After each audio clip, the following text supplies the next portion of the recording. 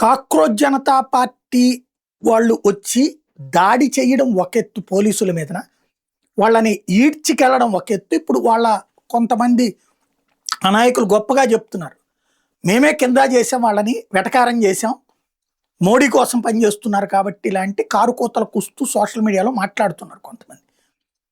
ఇవన్నీ సేకరించడంతో పాటు ఎవరైతే ఈ పోలీసుల మీదన తర్వాత ర్యాపిడ్ యాక్షన్ ఫోర్స్ మీదన దాడి చేసి హీరోయిజాన్ని ప్రదర్శించారో వాళ్ళ మీదన ప్రభుత్వం ఎట్లాగూ చర్యలు తీసుకోవట్లేదు కాబట్టి ఇప్పుడు వదిలిపెట్టదలుచుకోలేదు పోలీసు కుటుంబాలు.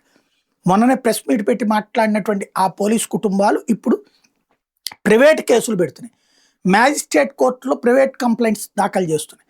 తద్వారా కోర్టు ఆదేశాలతో కేసులు నమోదు చేస్తారు. అప్పుడు తప్పదు.